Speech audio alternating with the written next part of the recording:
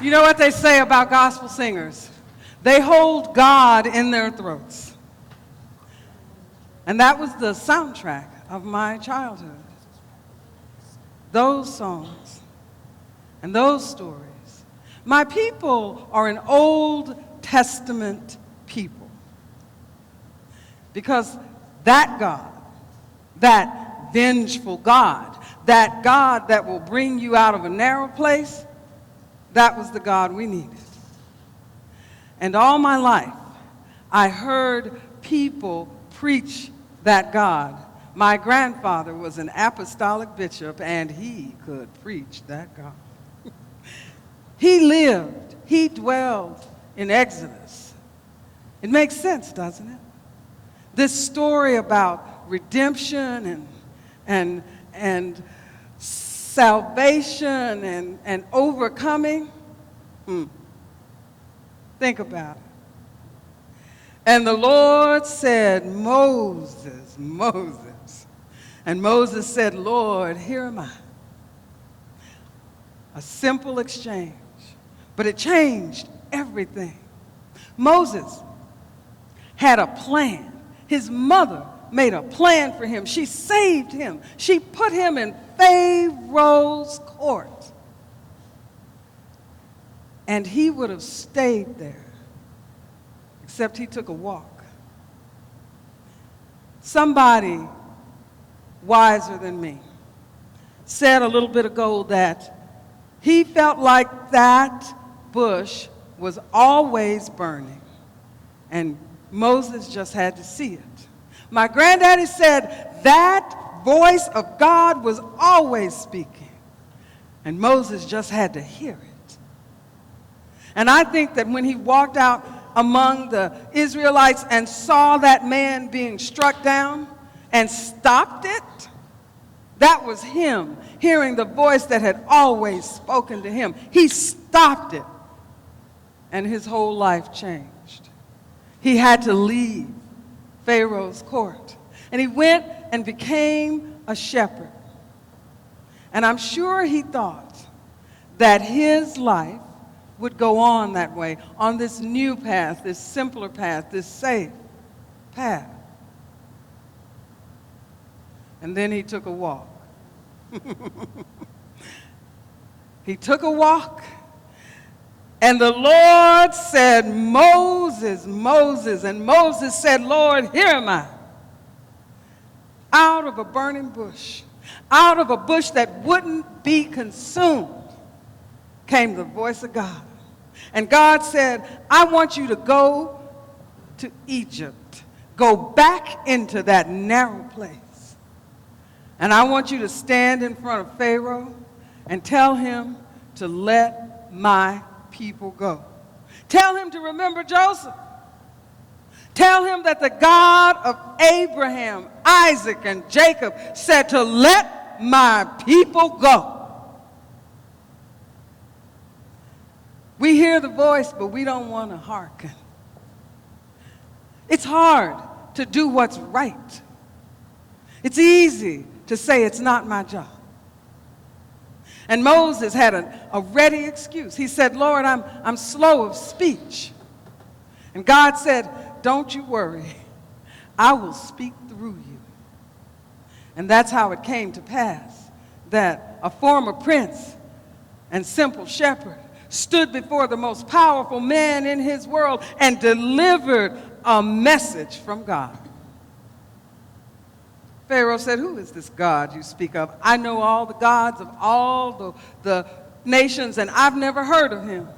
And Moses said, I come from the God of Abraham, Isaac, and Jacob, the one true God. And he said, let my people go. Pharaoh said, I don't have to listen to your God. You prove to me that he's powerful. So Moses threw his staff on the ground, and his staff became a serpent. And Pharaoh called his court magicians, and they threw their staffs on the ground, and their staffs became serpents, and the serpents of Pharaoh consumed Moses' serpent. Pharaoh said, your God is not powerful enough. He is not strong enough to move me. I won't let his people go. So Moses thought he was done. He had tried and he had failed. And more to the point, he had irritated Pharaoh. Pharaoh began to make life just a little bit harder for the Israelites. And they turned on Moses. We didn't ask for your help. You can go now.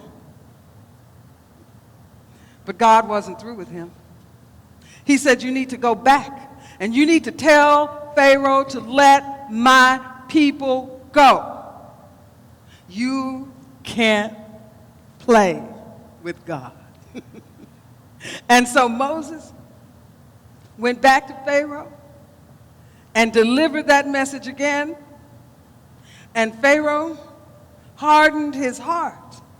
And he made the Israelites suffer even more. He made them try to make bricks without straw. And this time they said to Moses, you need to leave. We didn't ask for your help. We don't want your help. We don't need you. We don't need your God. We don't want to be free. And it was right then, when they said they didn't want to be free, that God knew they had to be free. And he told Moses to go back to Pharaoh and give him one more chance.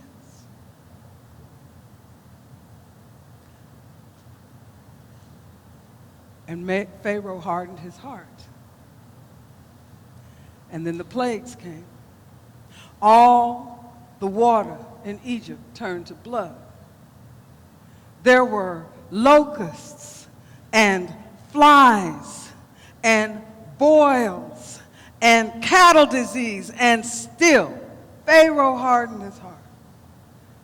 By this time, Moses knew what God he served, and he prayed in his heart that Pharaoh would see reason.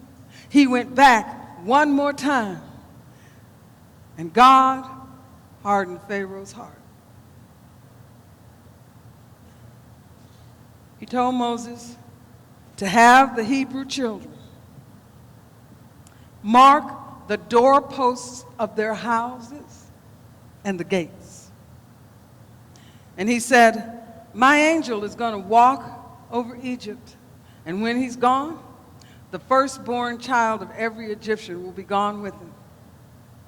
And so the Israelites marked the doorposts of their houses and their gates, and the angel of God walked through Egypt, and when he was gone, the firstborn child of every Egyptian went with him, even the firstborn child of Pharaoh. And Pharaoh called Moses to him this time. He said, take these people, take them and leave. And so the children of Israel packed up everything they owned. They baked bread and didn't give it time to rise. They just put it on their backs and let the cakes bake in the sun, and they started walking out of Egypt, out of that narrow place. When they got to the edge of the Red Sea, something happened behind them. You know, servitude is a trap. It is a trap for the enslaved, and it is a trap for the master. And it might have been Pharaoh's wife who began to think about what her life would be like when she did not have anybody to put under her heel. And it might have been she who said to her husband, what have you done? These people took our children, and you let them go? Who's going to serve us now? What kind of king are you? What kind of man are you? And so Pharaoh gathered his army and went out after Israel. And when they turned at the edge of the sea and saw that line of dust, they knew what was happening. And they turned on Moses again. They said, look what you've done now. At least we could have died in comfort in Egypt. Now we're going to die like animals by the Red Sea. And Moses took his staff and laid it on the edge of the water. And God parted the water. And the children of Israel walked across on dry land, just as the last one put her foot on dry land. Pharaoh got to the edge of that sea. He saw where the Israelites had gone, and he dove in after them, and his army dove in after him. And when they were halfway across, God closed the waters, and Pharaoh's army drowned.